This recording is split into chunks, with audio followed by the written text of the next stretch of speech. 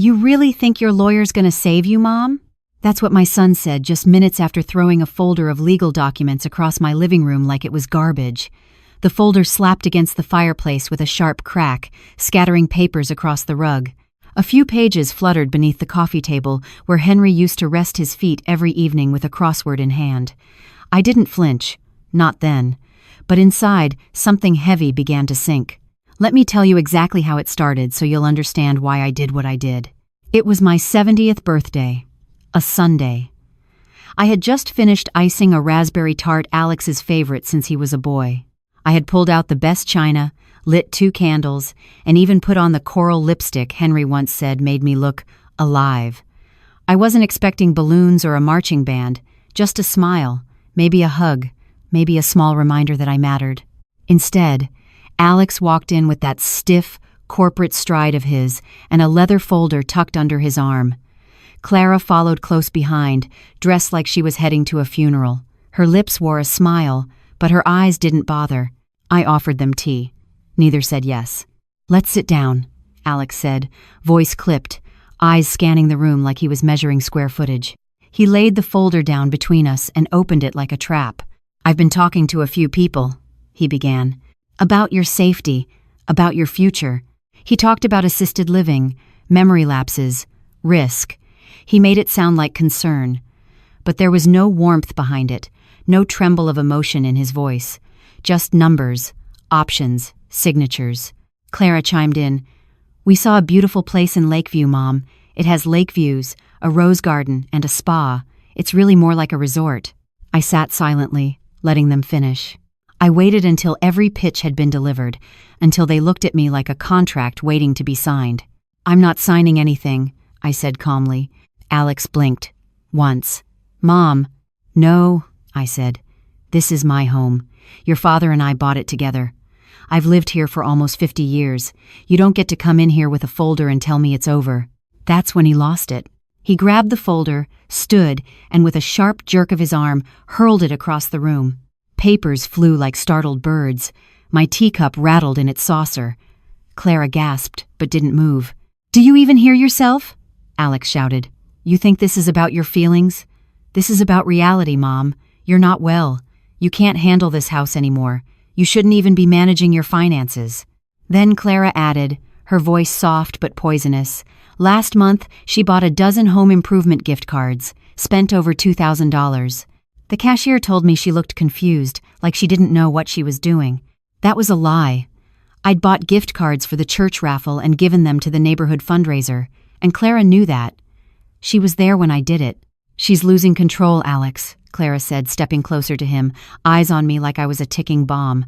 "We can't wait until something worse happens." Alex turned to me with narrowed eyes. "So you're throwing money around now? Do you even know what you're doing anymore?" I stood slowly. "That's enough," he scoffed. "No, you don't get to say what's enough. Not anymore." I walked around the coffee table, steady but firm. "Don't you dare talk to me like I'm some stranger. I am your mother. You're just an old woman who doesn't know when to let go," he snapped. That's when he shoved me. It wasn't a hard shove, not one that would have sent a younger woman to the floor. But I'm not 30 anymore. My balance isn't what it used to be. My hip caught the edge of the end table and I went down. I heard the sharp crack of porcelain as my teacup shattered. And then the pain bloomed near my elbow, hot and deep. I felt something warm run down my forearm. Blood. Alex froze. I looked up at him from the floor. "You really think your lawyer's gonna save you, Mom?" he said again, but quieter this time, colder, almost disappointed. I didn't answer him. I didn't cry or scream. I reached for the edge of the couch and pulled myself up slowly, refusing to let my knees buckle. "I may be old," I said, voice shaking, "but I am not helpless, and I'm not stupid." He snorted. "Oh, come on, Mom, you don't even know how to hire a lawyer." And that's when I smiled. "Actually," I said, "I brought 2 people with me today." His smirk faltered. From the hallway stepped Marcia. Her silver hair was sharp as her stare, and the dark navy suit she wore looked like it had been pressed by a courtroom itself. She held a file in one hand and a walking stick in the other, more for statement than support. Behind her came Darnell, broad, calm, the kind of man whose presence made the room smaller. Alex's mouth fell open. "Say it again," I told him. But this time, say it in front of people who do know the law. He didn't. He couldn't. And in that silence, I saw the moment everything shifted. Not because I scared him, but because he finally realized I wasn't the one who should be afraid. If this story moved you, leave a like and comment where you're watching from. Someone near you might be watching too. After Alex and Clara left, silence flooded the house like a rising tide. Not the kind of peaceful quiet I used to love when Henry would sip coffee while I read a paperback by the window, but a sterile, suffocating kind. The kind that fills a place when something sacred has been broken. I sat on the edge of the couch, dabbing at the cut on my elbow with a damp washcloth. Darnell had offered to take me to urgent care, but I waved him off. "It's just a scrape," I told him. "I've had worse from trimming roses." Still, it throbbed. Not just from the fall, but from what it meant that my son had put his hands on me, that he let anger override blood. Marcia had already begun collecting the scattered legal papers Alex had thrown. She was methodical, quiet, her brow furrowed like a general surveying the remains of a battlefield. "He'll come back," she said. "But next time, we'll be ready." I nodded, but my eyes drifted around the room. Every corner was familiar. The oak bookshelf Henry built from scratch, the painting of Cannon Beach from our 10th anniversary trip, the knitted afghan draped over the recliner, a wedding gift from my mother that had faded to a soft gray. Everything here told a story. Ours, mine. But today, the furniture sat heavy, like witnesses too polite to speak. Darnell placed the folder he'd brought down on the coffee table. "He's not just trying to get control of your house," he said, voice low. "There are multiple financial instruments tied to your name, old savings bonds, retirement accounts, insurance policies, most of them inactive for years, but Clara seems to have taken a sudden interest." I looked up. "She's behind this?" "She's orchestrating," Marcia said flatly. "Alex is the blunt instrument. Clara's the one who plans." I folded my hands in my lap, fingers curled tight. "Do I look like a woman who doesn't know her own mind?" Darnell gave a faint smile. "You look like a woman who raised a son with too much ambition and not enough shame." That stung, because it was true. Somewhere along the way, I must have failed him. Not in the small ways he always had clothes, food, books, but in something deeper, teaching him where the line between opportunity and greed begins. Marcia handed me a few of the pages from the folder. "These aren't just drafts, Mildred. These are binding contracts. Some are backdated. If he gets you declared mentally unfit, he could push this through with a court-appointed representative. Your word wouldn't matter." I felt a wave of nausea. He said I bought gift cards because I was confused, but I donated them to the church. "We know," she said, "and we'll need documentation, receipts, witnesses, anything that proves you're making rational decisions." I nodded again, slower this time. My mind was clicking into place not with fear, but with focus. "I want to fight this," I said. "You already started," Marcia replied. "Now we follow through."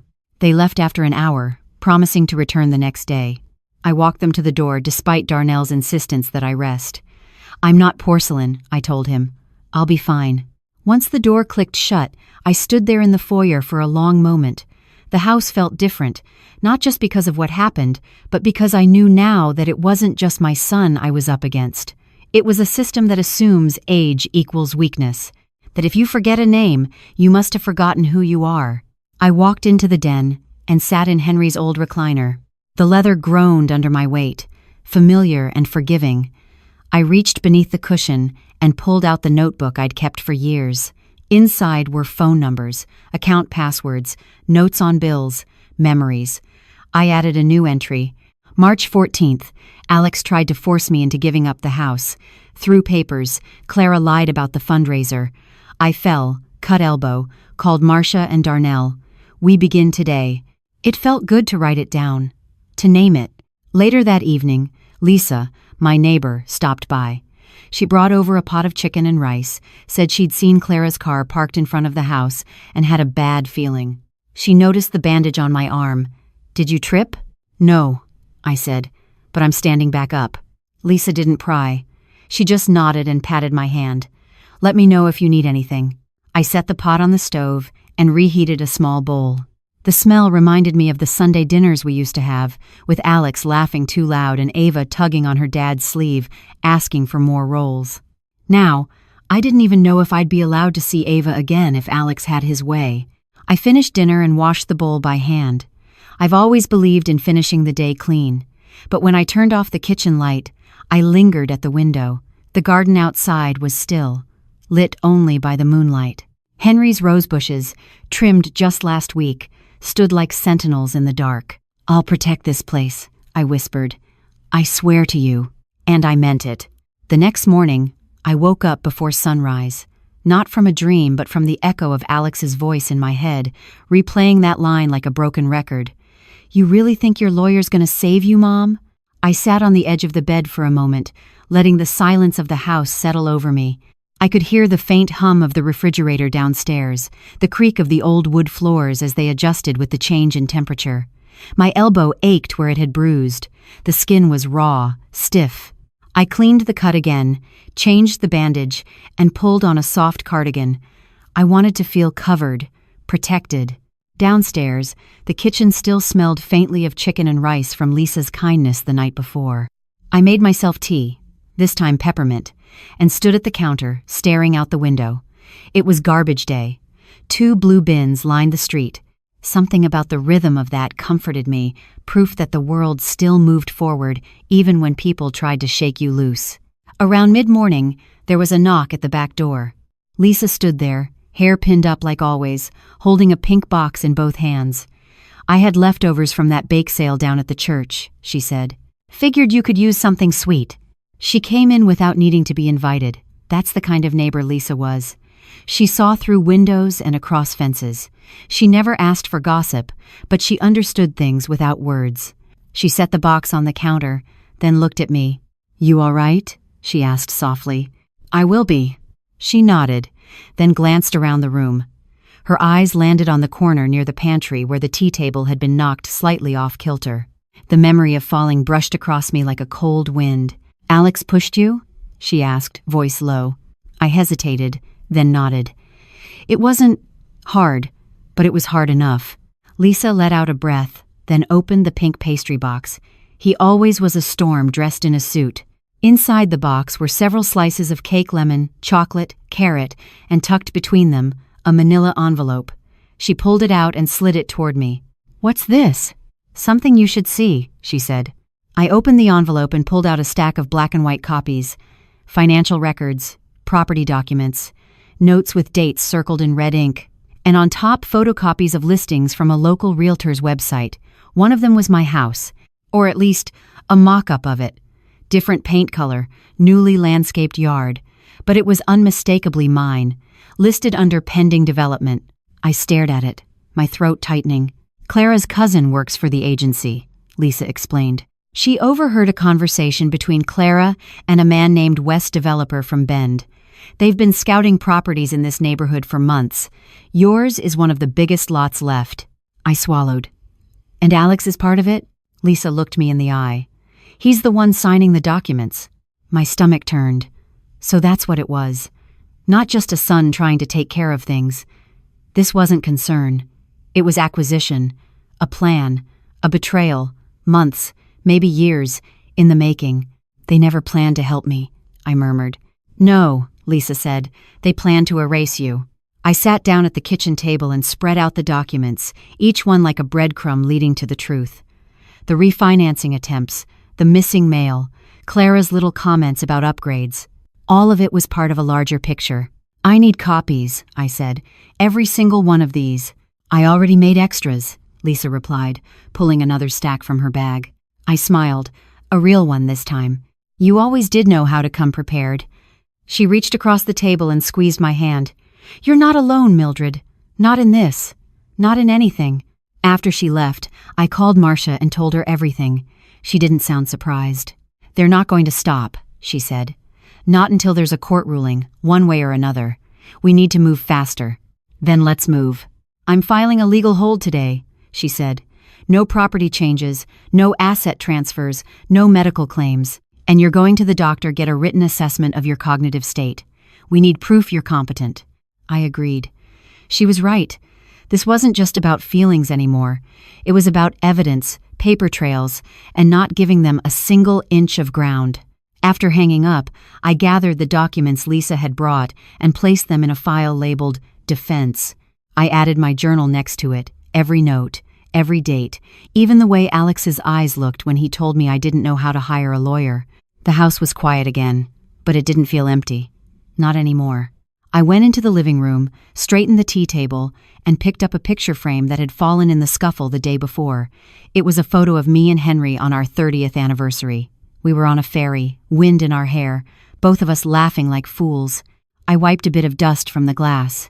"They think I'm alone," I whispered, "but I've got more people behind me than they know." And I wasn't done yet.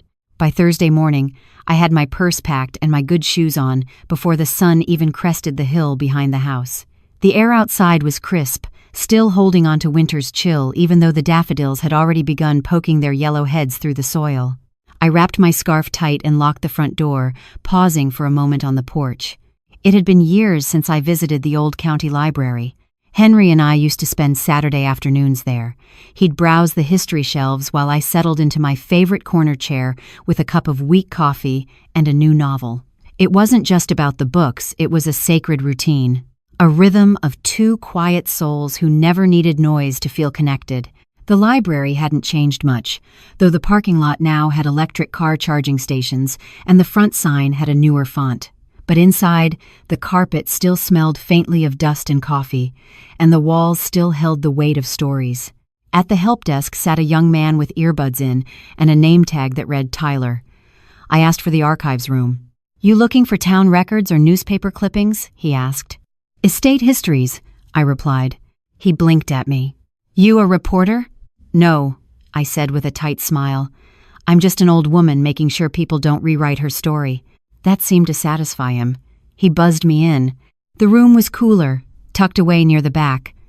A few metal file cabinets stood in a line like soldiers, and an old microfilm reader sat in the corner. But I wasn't here for dusty files. I was here for her. Marcia was already seated at one of the long tables, papers spread out in front of her and reading glasses perched halfway down her nose. She looked up and smiled as I entered. "You're early," she said. "So are you. I figured if we're digging up graves, we might as well do it with coffee." She pushed a cup toward me, black, lukewarm, but welcome. She tapped a paper with her pen. "I've been going through Clara's financial trail.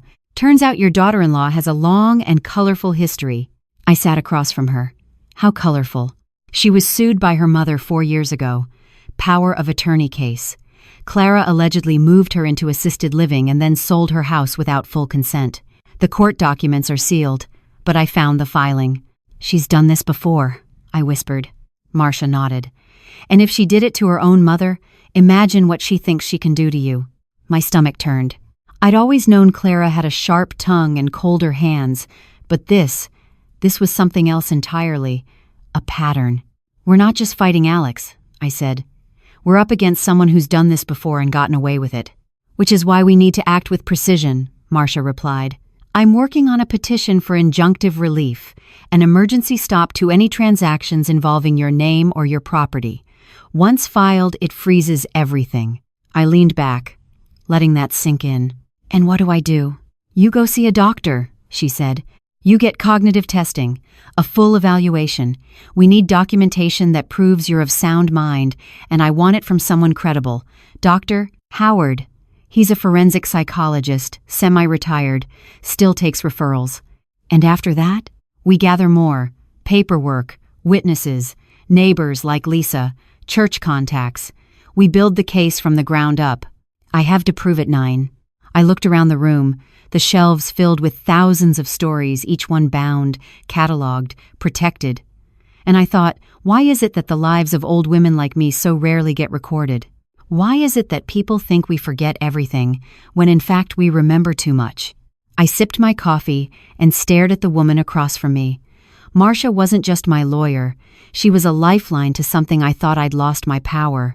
After a few hours of reviewing property records and drawing up names for affidavits, we packed up and walked out together. The sky was clear now, the air warmer. Spring was coming, but I couldn't stop thinking about what Clara had done to her own mother. And what she might do next. Marcia paused at her car. "You still want to do this, Mildred?" "I didn't come this far to hand over my life in a folder," she nodded. "Good. Then let's make some noise." End quote. I watched her drive off, then stood alone for a moment in the library lot. Behind me was a building full of memories. Ahead of me was a battle I hadn't asked for, but one I'd win. Because some women may lose their husbands, their strength, their sons, but they don't lose their will. And I was just getting started. The following Monday, I found myself sitting in the stiff leather chair of Dr. Charles Howard's office, my handbag clutched in my lap like a shield. The room smelled faintly of citrus and old books, and the walls were lined with framed diplomas and outdated psychology journals. A bronze desk clock ticked steadily on a nearby shelf. Everything here was meant to feel safe, sterile, unbiased, but I knew what this was. A test, not just of my memory, but of my worth. My right to decide for myself, my right to live on my own terms. Dr. Howard sat across from me, a gentle-faced man in his 70s, dressed in a charcoal cardigan and beige slacks. He looked more like someone's grandfather than a man qualified to determine whether I was mentally fit to own my home. He smiled kindly. "Mildred Jenkins?" "Yes," I replied, voice steady. "Why don't we begin by you telling me a bit about what brought you here today?" I took a breath. "My son and daughter-in-law are trying to have me declared incompetent so they can take control of my house and finances. They say it's about my safety, but that's a lie. They want to sell the house. They want the money." He nodded slowly, scribbling something into a yellow legal pad. "And how old are you, Mrs. Jenkins?"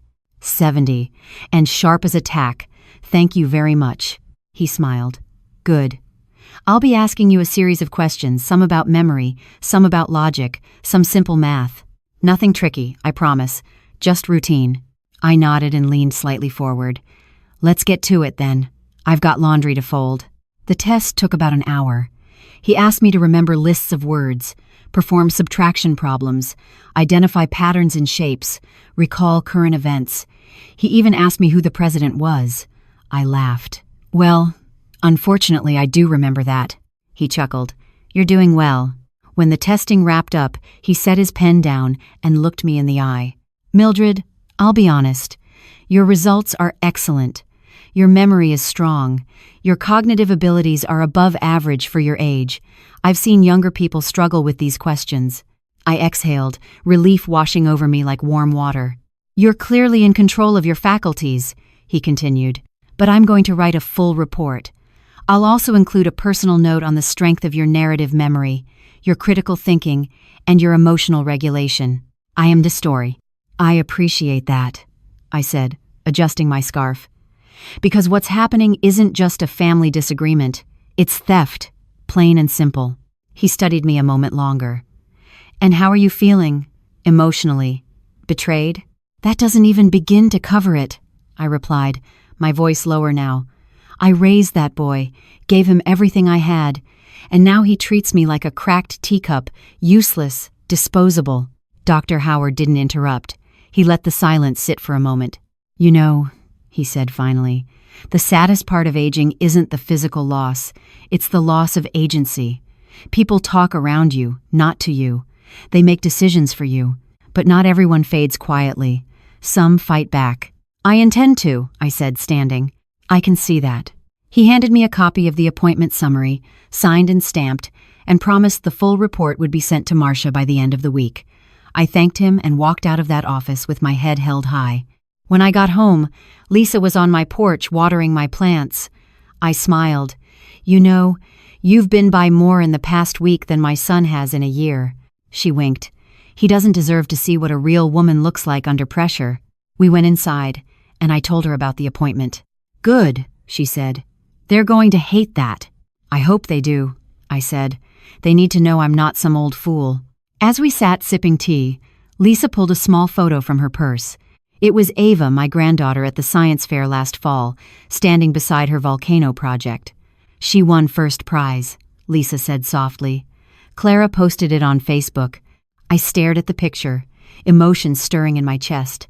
"She hasn't called me in months." "She's a kid," Lisa said, "and she's watching everything.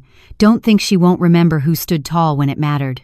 Later that night, I placed the photo of Ava next to the folder labeled Defense on my desk. It was a reminder not just of what I was protecting, but of who I was fighting for. I may have been 70.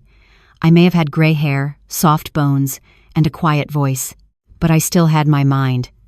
And now, I had proof. Marcia's call came just after noon the next day. "I got the report," she said. "It's everything we hoped for. Dr. Howard confirmed you're of sound mind, competent in all areas, and his words, not mine, more lucid than most of my colleagues." 80. I laughed. The first genuine one in days. Well, I've had a lot of practice staying sane in a world that keeps trying to shove me off the stage. Marcia's tone shifted, serious again. "This is our first brick, Mildred. Now we lay the foundation. You ready for the next step?" "I've got my boots on," I said. She laid it out plainly. We'd submit a formal request to place a hold on all financial and property transactions under my name. We'd use the doctor's evaluation, the evidence Lisa had gathered, and any past records of harassment or coercion from Alex or Clara. The goal was to get a temporary injunction while we built the full case. But we needed more proof, more people willing to speak, and more holes in Alex and Clara's web of lies. That night, I pulled out my old filing cabinet from the closet in the den. It was heavy, dented in the corner, and smelled faintly of lemon cleaner and thyme. I hadn't opened it in over a year. But I knew what was inside. Henry kept everything: bank statements, insurance policies, letters, receipts. I found the deed to the house, dated 1974, with both our signatures in faded blue ink. I found letters from Alex when he was in college, asking for more money, promising to visit soon. And then I found something else. A folder tucked between the tax returns and car titles. Inside were 2 letters, both from Clara. The first was dated 4 years ago, addressed to Henry, though he'd already passed by then. It was strange, almost performative. She wrote about wanting to ensure the future of the family and hoping for guidance in consolidating assets. It ended with a curious line: "I hope we can agree on what's best before decisions are taken from us." The second letter was more recent, dated just 6 months ago. It was a draft, never sent, scrawled in Clara's sharp cursive. This one was colder, clinical. She outlined a plan to transition me into assisted living, listing potential facilities and price points. She mentioned possible objections due to sentimentality and noted that Alex would have to be firm in presentation. I stared at the words for a long time, my jaw clenched so tight it ached. These weren't misunderstandings. These were schemes, pre-planned, coordinated. She wasn't just pushing my son, she was leading him. I brought the letters to Marcia the next morning. Her eyes narrowed as she read. "She documented her own manipulation," she muttered. "Arrogant. Will it help?" "It's gold." She scanned the letters into her laptop and added them to the growing case file. "We're going to court next week, Mildred. Emergency injunction. And I want you in that courtroom, sharp, proud, and steady. I've never stepped foot in a courtroom in my life." "Good," she said. "They won't see you coming." Back at home, I prepared in my own way. I made lists of names, of dates, of every conversation I could remember with Alex or Clara that hinted at control. I wrote down the day I caught Clara photographing the garden shed, the time Alex offered to streamline my bills, and I called someone I hadn't spoken to in nearly a year, Father McNeil from our old church. He answered on the second ring. "Mildred Jenkins, my word, to what do I owe the honor?" "I need a character reference," I said. He paused, then replied gently. "Are we talking about spiritual matters or legal ones?" "Both." He agreed to write a statement, said he'd been worried about me, said he'd always suspected Clara didn't come by her sweetness honestly. That night, I cooked myself a full meal, roast chicken, mashed potatoes, collard greens. I lit a candle at the table, not out of loneliness, but out of ceremony, a quiet defiance, a reminder that this was still my home, my life. After dinner, I stepped out onto the porch, wrapped in Henry's old wool coat. The stars were bright, the kind of brightness you only get in towns like ours where the sky is still more trusted than the streetlights. I whispered into the air, "They think I'm just paper and memories, but I'm still here, and I will not be erased." And the wind answered, soft and sure. The courthouse was smaller than I expected. Not some towering marble building, but a square gray structure tucked between the DMV and the town newspaper office, the kind of place people passed every day without realizing lives were being changed inside. Marcia met me on the steps. She wore a sharp navy blazer and a scarf that matched her lipstick. She looked every bit the part, focused, unreadable, ready for battle. "You okay?" she asked.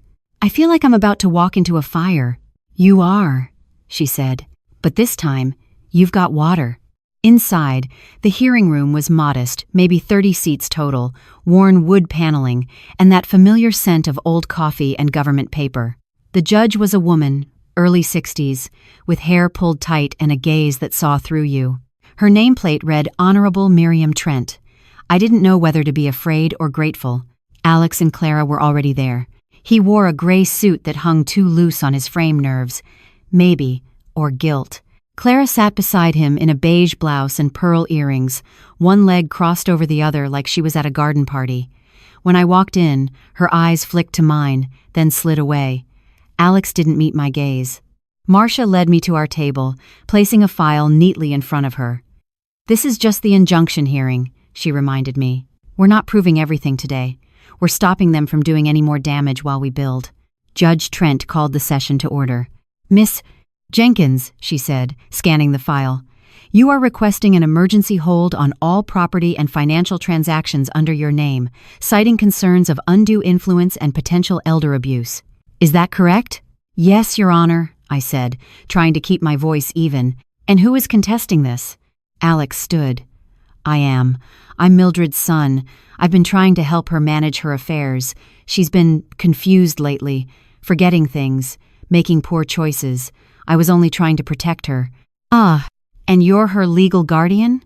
"No," he said. "Not yet, but we've been working on—" "Not yet," the judge repeated, eyes narrowing slightly. "And you, Mrs. Jenkins, do you have any documented medical assessment of your current mental state?" Marcia stood. "Yes, Your Honor. A full cognitive and psychological evaluation from Dr. Charles Howard, dated 4 days ago, indicating full competency. No signs of dementia, mental decline, or impaired judgment." She handed the report to the clerk. Judge Trent flipped through the pages in silence, then looked back at me. "Mrs. Jenkins," she said gently, "are you afraid of your son?" That question hit harder than I expected. I swallowed. "I'm afraid of what he's becoming," I said, "and I'm afraid of losing the home I've lived in for nearly 50 years because someone else thinks I no longer deserve it." Trent nodded. "Noted." I was an ound or two about. Marcia submitted the letters Clara had written, the photos of the real estate listing, and Lisa's statement about what she overheard. Clara's face tightened as each piece was presented, her jaw clenched, lips drawn. Alex tried to interrupt once. That letter wasn't meant to be taken literally, it was just a draft. But the judge raised a hand. "I've read enough manipulation dressed as caretaking to recognize it when I see it." That shut him up. The judge leaned back, tapping her pen against the file. "This court places a temporary injunction on all actions related to Mrs. Jenkins's estate and property. No sales, no financial movement, no power of attorney applications until a full review is conducted." I exhaled slowly. Alex slumped slightly in his chair. Clara looked like she'd just swallowed vinegar. The judge continued. "Furthermore, any attempts to coerce, intimidate, or physically harm Mrs. Jenkins during this period will result in criminal charges. This is not a family dispute. This is a matter of protection under the law." She banged the gavel once. Adjourned. Marcia and I stood. She squeezed my shoulder. Round 1. Ours. As we left the courthouse, the sun was shining, bright and unapologetic. A small crowd had gathered, mostly folks waiting for traffic court or marriage licenses. But a few faces turned toward me with quiet recognition. I was no longer invisible. Outside, Marcia lit a cigarette with shaking hands. "You okay?" I asked. She exhaled a plume of smoke. "I haven't argued in court in 5 years. Forgot how much I missed it." I smiled. "You still got it." She laughed. "You do too, Mildred. You really do." That evening, I returned home and stood on the porch for a long time. The garden was blooming slowly, stubbornly, just like me. I felt something new settle in my bones, not relief, not pride, but a quiet certainty. They weren't going to win. Not because I was invincible, but because I had remembered something they had forgotten. I still had a voice. And now, the law had heard it. The court order had given me space. Not peace, at least, not yet, but space. space to breathe, to think, to move through my house without feeling hunted. For the first time in weeks, I sat on my porch with a fresh cup of coffee and watched the evening settle over the neighborhood like a quilt. Streetlights flicked on one by one. A child's laugh echoed from 2 doors down. The scent of grilled meat drifted through the air. Life went on. And for a moment, I almost believed mine might too, on my own terms. But peace doesn't last long when your enemies live in your bloodline. At dusk, just as the last golden light was slipping behind the trees, I heard the sound of tires on gravel. A car slowed in front of my house, then the unmistakable slam of a car door. I turned my head slowly. It was Alex. He wasn't alone. Clara sat in the passenger seat, arms crossed, staring straight ahead like she couldn't bear to look at me. Alex, on the other hand, walked up my path like he still owned it. His tie was gone. His sleeves rolled up. He looked tired but not broken, angry but measured. He stopped at the porch steps and met my eyes. "I'm not here to fight," he said. "That's funny," I replied, not standing, "because the last time you were here I bled. Today." He didn't flinch, but a muscle in his jaw tightened. "I wanted to talk," he said. "Just talk." I sipped my coffee. "That's what you said the day you threw legal papers at my fireplace." He glanced over his shoulder at Clara, then back at me. "Look, things got out of hand. But you have to understand, we thought you were slipping." "No," I said. "You hoped I was." That landed. He looked away, then back again. "I didn't come here to grovel," he said. "But Clara's worried that this legal circus is going to ruin our future. She says you're poisoning people against us." "You're doing that just fine without my help," he sighed. "You can't keep this house forever, Mom. You're 70. It's too much for you." "You know what's too much?" I said, setting my coffee down. "Being betrayed by your own child, watching the boy you raised grow into a man who looks at you like a barrier instead of a blessing." Also, as a pot of cum, Clara stepped out of the car now, arms still crossed, her heels clicking against the pavement. "We made a mistake," she said, her voice cold and brittle. "But we can fix this quietly, without dragging it through court." "Quietly," I repeated. "You mean without consequence?" "We were just trying to plan for the future," she snapped. "For Ava, for the family." "Then you should have started by respecting the past." Alex took a slow step up onto the first porch stair. "You really want to go to war with your own son?" "I didn't start this war," I said, "but I'll finish it if I have to." He hesitated. Then, almost too quietly, he said, "You don't want to lose everything over pride." That was when I stood. Not quickly, not dramatically, just slowly, like something ancient rising from the earth. "You think this is about pride?" I asked. "This is about dignity. Mine. And no court, no lie, no smooth-talking coward is going to take that from me." End quote. Don't wake. There was silence. Then Clara said, "Fine. We'll see you in court." I smiled. "You already have." They left without another word. The tires screeched slightly as Alex pulled away, frustration leaking into his driving. I watched them go, then sat back down and picked up my coffee. It had gone cold. Still, I sipped it. Darnell stopped by a few minutes later. He hadn't seen the confrontation but knew something had happened the moment he saw my face. "They came," I said. "Let me guess, smiles, half apologies, veiled threats?" I nodded. "They're scared," he said. "They're losing control." "Good," I replied. "Let them feel what it's like." He sat beside me, quiet for a moment. Then he reached into his bag and handed me a copy of Clara's employment records. "You'll want to see this," he said. I scanned the pages. A history of job hopping, 2 HR complaints, and a non-disclosure agreement tied to a quietly settled conflict with a former employer. "They've got more to lose than I do," I whispered. "Exactly," he said, "and they just realized it." That night, I slept with the windows open for the first time in months. The breeze smelled like honeysuckle and freedom. The envelope was pink. Not pale or pastel, but a bold bubblegum pink, the kind little girls pick out at craft stores when they want to feel grown up. It sat on my kitchen table, nestled between a pile of mail and the latest legal brief Marcia had sent me. There was no return address. Just my name, written in slightly crooked letters with a silver gel pen, Grandma Mildred. My hands stilled when I saw it. I didn't open it right away. I stared at it for a good 10 minutes, heart pounding like it hadn't in years. Of all the things I'd braced myself for: lies, court battles, betrayal, I hadn't braced myself for this. A letter from Ava, my granddaughter. I finally slid a butter knife under the seal and opened it. Inside was a folded piece of notebook paper, a little wrinkled at the edges. The handwriting was unmistakably hers, half cursive, half print, with the letters leaning slightly left. Dear Grandma, I hope you're okay. I miss you. Mom says you're sick and confused and that's why I can't come over. But I don't think that's true because you always remembered my birthday and my favorite color. It's still turquoise. Dad's been mad a lot. He yells even when no one's doing anything wrong. And Mom keeps talking about the plan but never tells me what it is. I tried asking her if I could call you, and she said no. So I stole this envelope from her desk. I hope that's not bad. Can you write me back? I don't care what anybody says. You're my grandma. You're smart. And you tell the truth. I remember. Love, Ava. P.S. Don't tell Mom I wrote, please. My fingers trembled as I read it again. And again. Until the words etched themselves into the softest part of me. I hadn't realized how much I needed to hear her voice until I saw it on that page. The quiet loyalty in every line. The way she didn't question who I was, even when the people closest to her tried to rewrite it. I took a deep breath, folded the letter gently, and pressed it against my chest. Later that morning, I called Marcia. Good news or bad? She asked.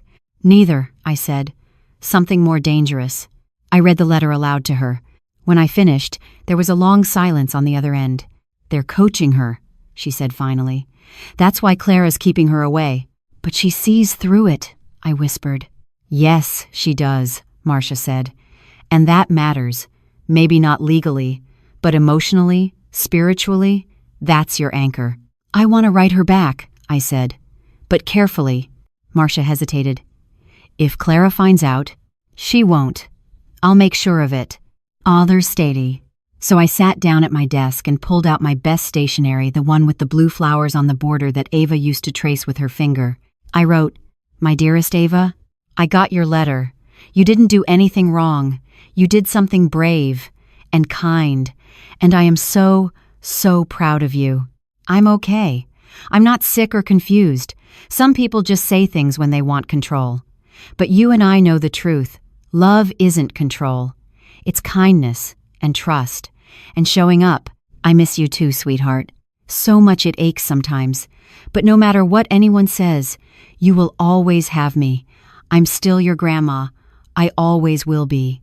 Keep being the strong, smart girl I know you are. Love always. Grandma Mildred. I sealed the envelope, addressed it to her school, care of the office, and slipped in a small, pressed daisy between the pages, a piece of the garden we used to walk through every Sunday. Darnell offered to deliver it quietly. He knew someone on the school board. I'll make sure it lands in the right hands, he promised.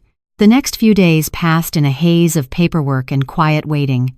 Marcia was gathering more witnesses, neighbors, church members, even Father McNeil. We had dates, we had statements, we had a strategy. But what I had, what they didn't, was something deeper. I had truth. And now, I had Ava. That Friday, while clipping roses in the yard, I saw a car slow down out front. It wasn't Clara's. It wasn't Alex's. It was a black SUV I didn't recognize. The window rolled down just a few inches, and from it, a white envelope fluttered out and landed gently on the curb. I walked over, heart thumping, and picked it up. Inside was a single sheet of paper, printed in blocky text. Drop the case, or you'll regret it. No name. No return address. But I knew exactly who sent it. I stared at the paper in my hands. The words weren't long, but their weight landed like a brick in my stomach. Drop the case or you'll regret it. There was no signature, no hint of who had written it, but I didn't need one. Threats come in all shapes. The whisper behind a closed door, the hand that lingers too long on your shoulder, the silence after a storm. But this was a declaration.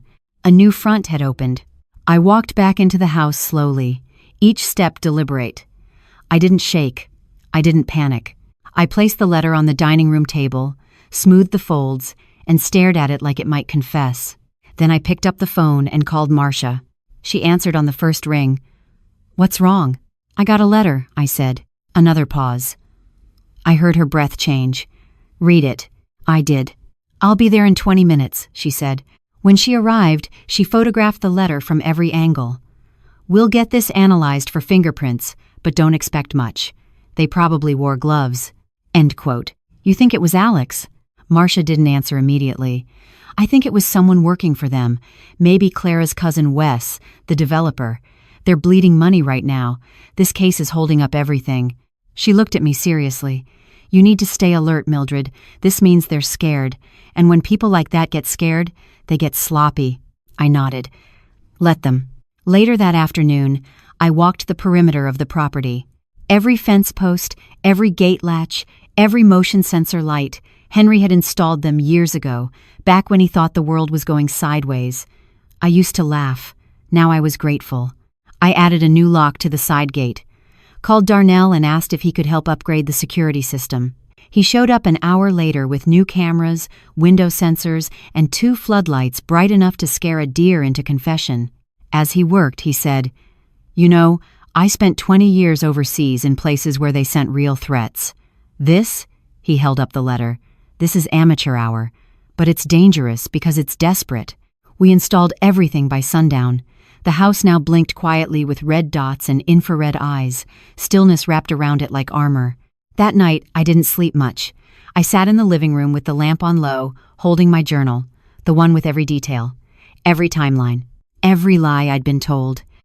And I wrote one sentence over and over again on the last page, "I remember." In the morning, I called Lisa and asked her to come by.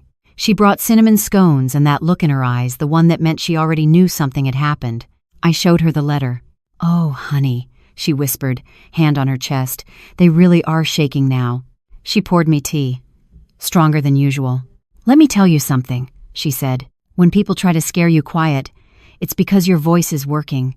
I looked at her. "What if they try something worse?" "They won't," she said. "You've already got them running. They're just hoping you'll trip on your way to the finish line." Later that afternoon, Marcia sent an email update. Subject, reinforcements. 3 more statements had come in. The bank manager who had once denied a strange transfer request Alex made, a neighbor who'd overheard Clara screaming about sealing the deal, and a former client of Clara's who claimed she'd been manipulated into selling her late aunt's estate at a suspicious discount. One piece at a time, the wall was being built. And Alex? He hadn't called, hadn't written, hadn't shown up since the courthouse. But I felt him, like a cold wind under the door. The silence was heavier now, which meant something was coming. As night fell again, I stood at the window and looked out over the yard. The rose bushes glowed under the new floodlights. Somewhere out there, someone had watched this house, had waited for the right time to send fear in a pink envelope. But I was done being afraid. Let them watch. Let them wait. I was ready. The church bell rang twice that morning. It had been months since I'd heard it sound so clearly soft but steady, like it was reminding the town that time and truth were still marching forward. I sat at the kitchen table with a bowl of oatmeal cooling in front of me, unread newspaper beside it. My appetite had gone somewhere between Chapter 6 and the courthouse. Then the doorbell rang. Through the peephole, I saw a man I didn't recognize. Older, polished, holding something in a manila envelope. I opened the door just enough to speak. "Yes? Mrs. Jenkins?" "Yes. My name is Douglas Mercer. I'm an estate attorney. I used to represent your late husband, Henry." I stiffened. "You handled our wills." "Yes. And I'm here because, well, your husband left a note. Not part of the official documentation, more of a personal record. I only found it recently while auditing old files." He handed me the envelope. His hands were gentle, like he was passing over a family heirloom. "I thought you should have it," he said. And just like that, he was gone. I stood in the hallway, staring at the envelope. My heart beat like I was back in high school, about to open a letter from a boy. I walked slowly into the living room and sat down on the couch, peeling the flap open with care. Inside was a single handwritten note, on Henry's stationery. No date, no signature. Just his handwriting, familiar and steady, even after all this time. "Millie, if you're reading this, then something's happened. Maybe not something good." I always knew Clara had sharp eyes, but a sharper hunger, and I always worried about Alex not seeing the difference between care and control. You deserve better than silence, so let me say this clearly. This house, this life, everything we built, it's yours. And if anyone tries to take it from you, I hope you fight with every breath. Because you always saw the world clearly, even when I didn't. I'm sorry I won't be there to stand beside you. But don't let them turn you into a story they tell for their convenience. You're not a burden, Millie. You're the roots, and roots don't move for storms. This didn't divide. I didn't cry. Not yet. I held the letter to my chest, pressing it into my heart like it could patch the pieces, still trembling from fear and fury. It was like Henry had seen this war coming, and left me a sword. That afternoon, I called Marcia. He knew, I said, reading the letter aloud. There was silence on the line. I can submit that, she said finally. As a personal statement of intent, it's not a legal will, but it supports our position. Strongly. I want it in the file. You'll have it. By evening, I sat on the porch with Lisa and Darnell. We drank lemonade like it was summer, even though the wind still bit a little. The air smelled of rain. I told them about the letter. Lisa teared up quietly. Darnell just nodded once, like a soldier acknowledging another's strength. You know, he said, a man doesn't write something like that unless he knows who he married. I wish he'd said it more while he was alive, I whispered. Lisa placed a hand on mine. He did. He just didn't always use words. Later that night, I made a copy of the letter and locked the original in the safe. And then, for the first time in months, I opened the photo album Henry and I had built over 40 years.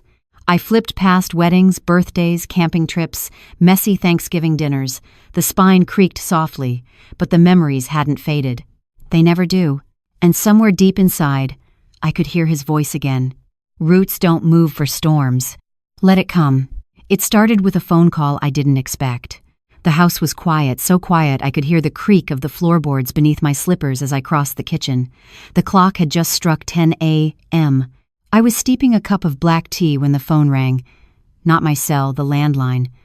The one I kept for habit, for history, for people who still remembered how to dial instead of tap. I picked it up. Hello? Mrs. Jenkins.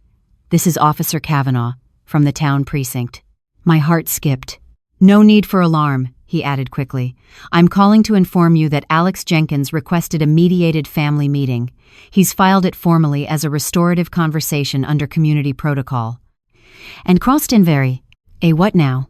It's a voluntary sit-down, no legal pressure, just a chance to talk. At the station. Neutral ground. I laughed. Not kindly. Neutral? He tried to steal my house. I understand, ma'am. You're under no obligation to attend. Just wanted to inform you. I paused. When? Tomorrow.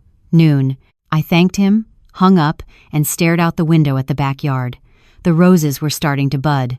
When I told Marcia, she leaned back in her chair, arms crossed. It's a setup. It minus braid. I know.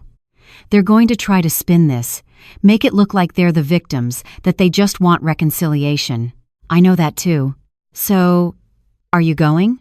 I nodded. I want them to see my face when they fail. Lisa insisted on driving me. If anything goes sideways, I'm 3 minutes away. At 11:58 the next day, I walked into a small, pale blue room at the precinct. There was a round table, a pitcher of water, and a tape recorder in the center. Alex was already there, looking like he hadn't slept.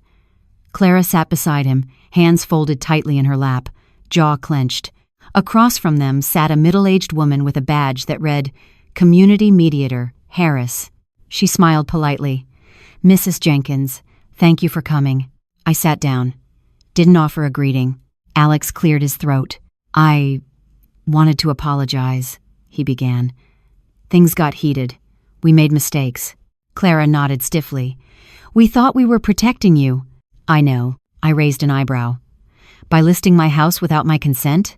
That was a misstep, she said. It was fraud. Alex glanced at the mediator, then back at me. Look, Mom, this whole court thing, it's tearing everyone apart. Ava's upset. Our lives are under a microscope. I said nothing. We're asking if you'd consider stepping back, dropping the claim. We'll agree to certain terms, visitations, a gradual transition, maybe even shared oversight. I leaned forward. You still think this is about a house? They blinked. It's not, I said. It's about what you tried to erase. Me. My voice. My autonomy. Clara spoke. You're blowing this out of proportion. I stood. Calmly. My voice was level but sharp enough to cut glass. You threatened me. Manipulated me. Tried to gaslight me into believing I was losing my mind. Alex looked down. I gave you everything, I said. And the moment I became inconvenient, you tried to package me up like a foreclosure. The mediator started to speak, but I held up a hand. I'm not here to bargain. I came to look you both in the eyes and say this. I will fight, with every legal breath I have left in me. I turned to leave, then paused. And one more thing, I said, meeting Alex's gaze. Tell Clara to stop using Ava like a pawn. She's smarter than you give her credit for, and she already knows who the liars are. End quote. The room fell silent. I walked out. Lisa was waiting outside. She saw my face and didn't ask. That night, I received another letter. Not anonymous. This one was from Ava. Inside was a drawing of a tall tree with deep roots, surrounded by tiny storms. She'd written one sentence underneath it, in turquoise marker. Grandma doesn't move. After the meeting, the town started whispering. In small towns like ours, privacy is a myth. Word travels faster than newsprint. A single glance in a grocery aisle can carry more weight than an official statement. People noticed. The grocer, Mr. Epstein, started giving me a quiet nod when I came in. A woman at the pharmacy slipped a note into my purse. Don't let them bully you. My sister went through the same. The pastor mentioned the quiet strength of righteous women in Sunday's sermon and didn't look me in the eye when he said it. I wasn't just a mother or a widow anymore. I was the woman who stood up. And Alex? He began fading from places he used to be loud in. He stopped showing up at the country club. Clara, once the queen of the PTA, resigned for personal reasons. Even the neighbors who once cooed over Ava's birthday parties now crossed the street instead of waving. Marcia called it social gravity. I called it truth doing its slow work. One morning, I noticed a black car parked across from my house. It stayed there for 2 hours. Next day, it was back. Third day, Darnell came over, circled the car with his phone out, snapped a photo of the plates. The driver sped off. Later that afternoon, he showed me what he found.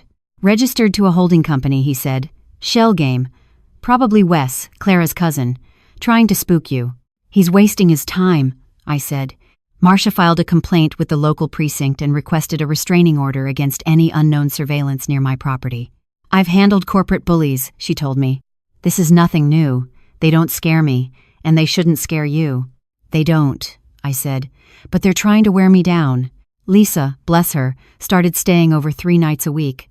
I sleep better on your couch than in my own bed, she joked, but I knew she didn't like the idea of me alone while the watchers lingered. One night, while we were having tea, Ava called. She spoke in whispers. Hi, Grandma. Mom's in the other room. My heart caught.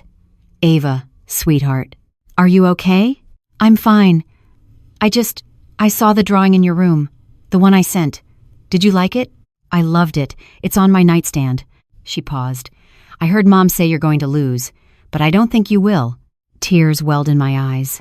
I'm not, I said softly, because I've got people like you behind me. She asked, when can I come over again? Soon, baby, I promise. She was quiet, then whispered. Mom doesn't know I know this, but she's been meeting with a man at night. I heard them say something about shifting assets before court. My stomach tightened. Ava, I said carefully, that's very important. But I want you to stay out of it, okay? Don't listen too close. Don't write anything down. Just stay safe. Okay. I love you, Ava. I love you too. The call ended. I sat in silence, clutching the receiver like it might anchor me. Marcia was over the next day. When I told her about the call, she didn't blink. That's the final piece, she said. They're trying to hide something. Shift assets before the court date. If we can prove that, we'll not only win, but we'll bury their credibility. How do we get proof? We don't, she said. But someone does. She looked at Darnell. He smiled grimly. The next week became a quiet storm. Darnell did what he did best, asked questions in places no one thought to guard. An old friend at the county records office found that Clara had been attempting to transfer small plots of land properties that once belonged to Henry into a new trust, one not tied to my name. She was dismantling my legacy, piece by piece. Illegally. We printed everything, highlighted every line. Marcia's brief grew from a binder to a suitcase. And then came the summons. The full trial was set. April Treard. 3 weeks away. The watchers stopped showing up after that, because now they knew we were watching back. April 3rd arrived like a storm cloud that had been circling for weeks, finally bursting open. I woke before sunrise, dressed in my best navy suit, Henry's favorite color, on me, and pinned a small brooch to my collar. It was shaped like a rose, my mother's, something to remind me that I came from a line of women who didn't bow. Lisa fixed my hair while I stared into the mirror. "You look like you're about to win a war," she said. "I am," I replied. At the courthouse, the energy was different this time. No mediation table, no polite nods. This was a full trial. My future and everything Henry and I built was now a matter of public record. The courtroom was filled with tension and curious eyes, reporters in the back, neighbors leaning in. Even Father McNeil had taken a seat in the second row.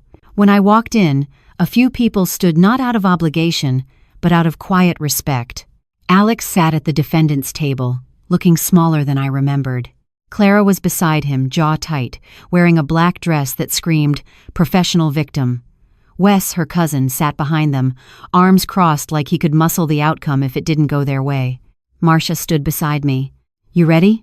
she asked. "Let's show them what Roots can do." The judge, Honorable Miriam Trent, the same no-nonsense woman from our previous hearing, opened proceedings. The opposing attorney tried to open with a plea for family unity, but Judge Trent waved him off. "This isn't a family counseling session," she said. "This is a legal dispute. Present your evidence." And so it began. Marcia called witnesses first. Lisa testified about the night Alex threw the papers, the bruises, the blood. Her voice was clear, calm, deadly. Father McNeil spoke about my character, my history of community service, and how he'd counseled both Alex and Clara privately and warned them that their actions bordered on immoral. Then came the financial experts explaining how Clara had begun transferring properties under a shell trust, using Ava's name without my knowledge, effectively attempting to erase my control while painting me as unstable. And finally, Darnell. He walked through everything he uncovered: the surveillance car, the shell company, the real estate filings. Marcia projected images onto a screen, documents with dates, signatures, account numbers, all leading back to Clara. It was a slow burn, each piece another crack in their defense. When it was Alex's turn to speak, he tried to cry. "I was just scared," he said. "My mom wasn't herself. She forgot birthdays. She didn't pay bills on time." "Do you have proof of any cognitive impairment?" Marcia asked. "No, but do you have power of attorney?" "No." "Did your mother ever authorize you to list her house on the market?" Silence. "Did you sign her name on any property transfers?" "Yes." Judge Trent's eyebrows rose. "Knowingly?" "I thought it was what she wanted." "You thought? Or you forged?" Marcia didn't need to press. He was unraveling himself. Clara took the stand next. She was poised, too poised. Her answers came rehearsed. When Marcia presented the letter she'd written to Henry about transitioning assets, Clara faltered. "That was hypothetical," she said. "Was it hypothetical when you signed a trust using Ava's name without legal guardianship?" Her mouth opened, closed, opened again. Judge Trent leaned forward.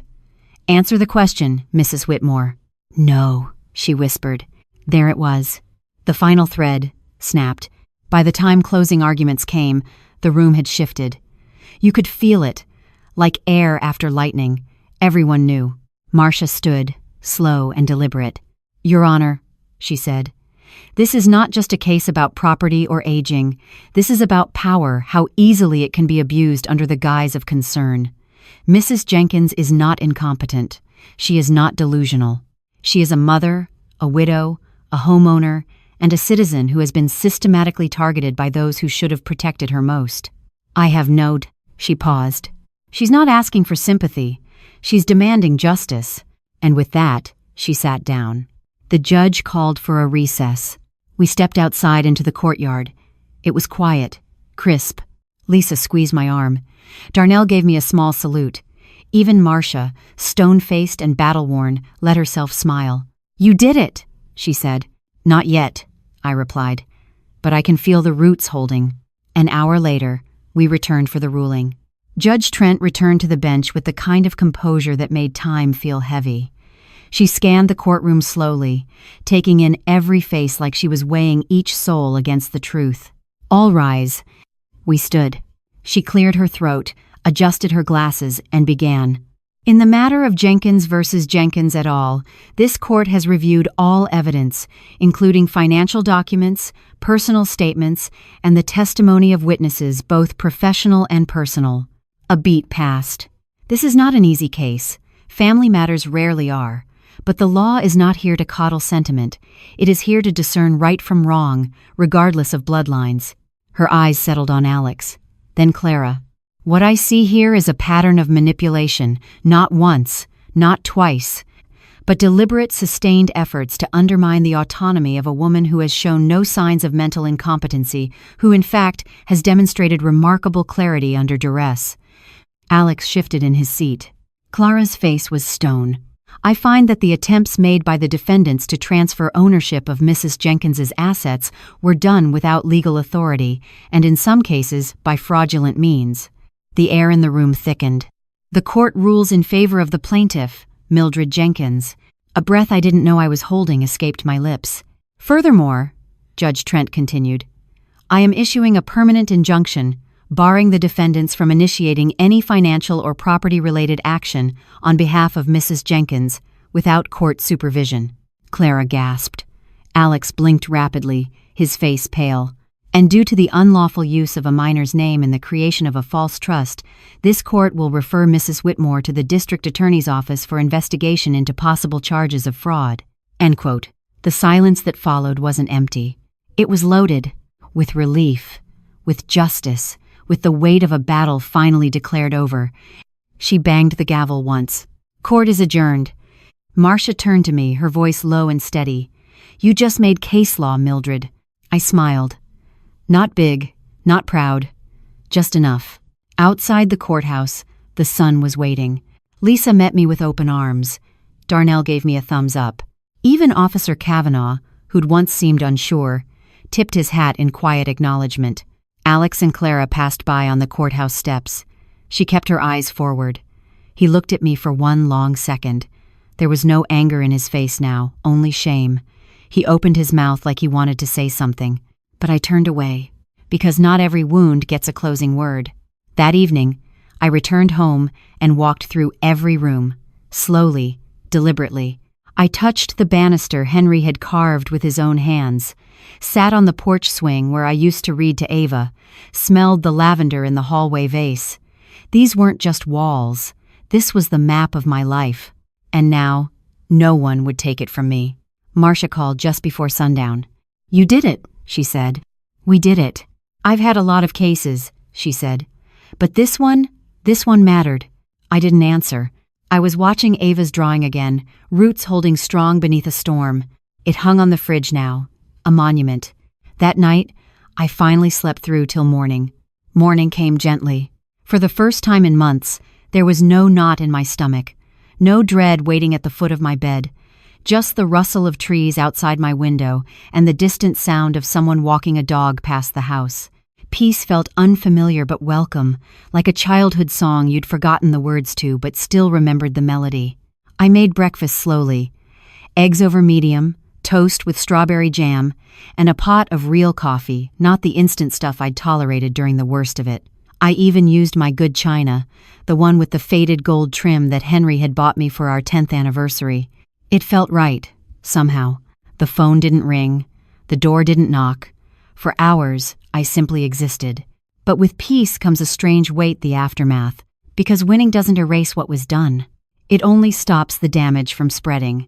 In the early afternoon, Ava called again. This time, Clara wasn't hovering in the background. "Hi, Grandma," she said, voice lighter than it had been in months. "Hi, baby. How are you?" "I'm okay," Dad said. He said we're going to take a break from school, a family trip. But I don't want to go. I hesitated. A trip where? He didn't say. Just that we're leaving town for a while. My chest tightened. Did he sound angry? No, just tired. Mom cried a lot last night. I closed my eyes. Listen to me, Ava. No matter where they go, no matter what they say, remember that you're not alone. And if anything feels wrong, you call me, day or night. Understand? Yes, Grandma. I love you. I love you more. After we hung up, I sat still for a long time. Something about the call didn't sit right. So I dialed Marcia. They're trying to vanish, she said flatly, after I told her. They know what's coming. The fraud investigation won't just be a slap on the wrist. Can they just take Ava out of state? They can try. But I'll file an emergency motion in family court today. You're her legal grandparent. With what we've uncovered, we can argue Clara and Alex are unfit to make decisions for her. Will it stop them in time? I don't know, Marcia said. But we're not letting her slip away now. An hour later, Darnell showed up at my door with 2 folders. More dirt? I asked. He shook his head. More truth. The first was a deposition request from the DA's office. Clara and Alex were officially under investigation. The second was something else. An envelope from Ava, handwritten, a drawing tucked inside a bird in a cage, with the door swinging open. Below it, in her neat little handwriting, some cages don't need keys, just courage. That evening, the house felt different. Still mine, still whole, but quieter. I walked through each room, lighting the lamps one by one. I opened Henry's old record player and put on his favorite blues album, the kind with the deep bass lines and the voice that sounded like gravel and honey. As the music filled the house, I stood at the window and looked out. The watchers were gone. The threats had quieted. But the silence? It was heavy. Because now came the part they never warn you about, the healing. And healing, that's its own kind of battle. 3 days after the call, Ava appeared on my porch. It was early morning, just past 7. The sky was still sleepy, painted in shades of lavender and peach. I was sipping my coffee, reading a tattered novel I'd tried to finish for months, when I heard soft footsteps on the gravel path. And there she was.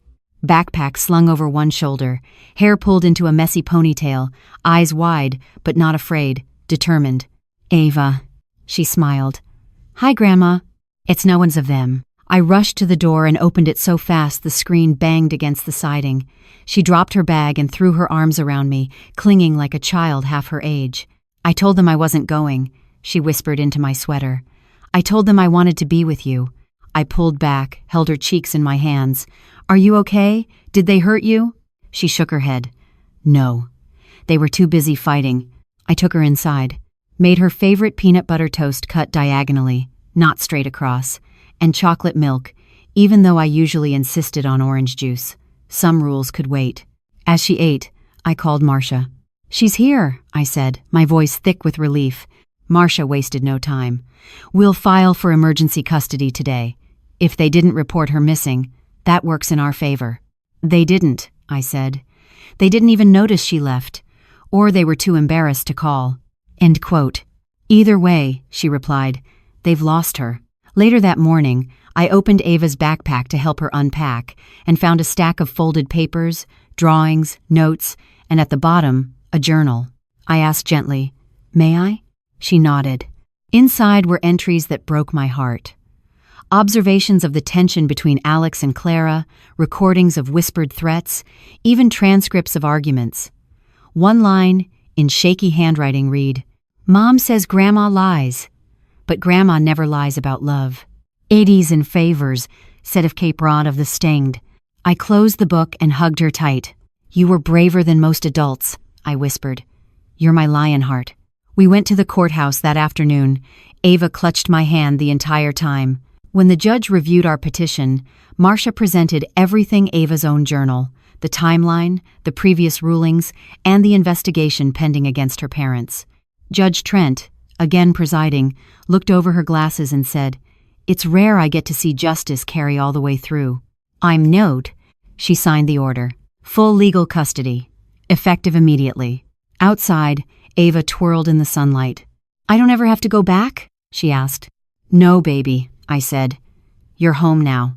That night, we cooked together. She grated cheese while I stirred pasta.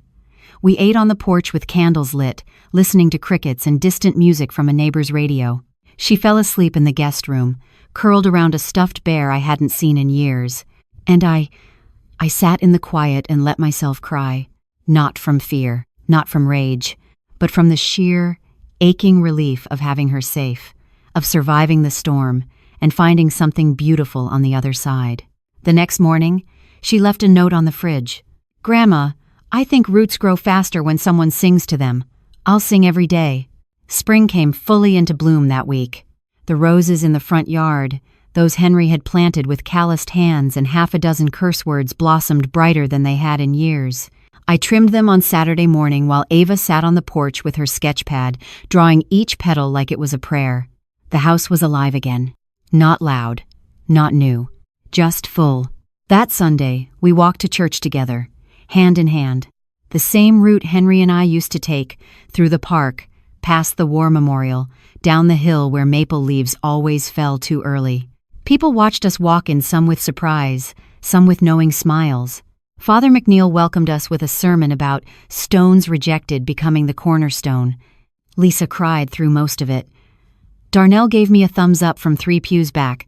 After the service, Ava handed the pastor one of her drawings, a tree with a heart carved into it, initials H+M. He looked at me and said, "You gave this town something to believe in again." I just smiled. I just wanted to be heard. But as the weeks passed, I realized that I hadn't just been heard. I'd become the quiet kind of legend that lives in whispered conversations over coffee, in little girls who ask their grandmothers what courage means, in old friends who call after years of silence just to say, "I saw what you did. Thank you." The investigation against Clara and Alex proceeded, quietly, deliberately. Their lawyer sent a letter offering a public apology and a request for closure. I didn't respond. Because some stories don't need epilogues. One afternoon, Ava and I were planting tulip bulbs in the backyard when she asked, "Do you think they'll ever say sorry?" I paused, pressing soil around a bulb. Maybe, maybe not. "Will you forgive them?" I looked at her. "Forgiveness isn't a gift for them. It's a gift for me. I'm working on it." She nodded, thoughtful. "I hope I grow up to be like you." I smiled. "No, baby. You'll be better." That night, we watched the stars from the porch swing. The same swing Henry built. The same sky we used to lie under, dreaming of a future we thought we'd already lived. But here I was, 70 years old, a grandmother, a fighter, still standing. And in the silence of that night, I heard Henry's words again, not spoken aloud, but etched into the marrow of my bones. Roots don't move for storms. And they hadn't. Because in a world that tried to bend me, bury me, and forget me, I had stayed. I had grown deeper, stronger. And now, with Ava beside me, the story wouldn't just end. It would bloom. The story teaches us that strength doesn't always roar. It often stands quietly, firmly, refusing to be moved. In the face of betrayal, injustice, and manipulation, one woman proved that dignity and truth, when held onto fiercely, can outlast any storm.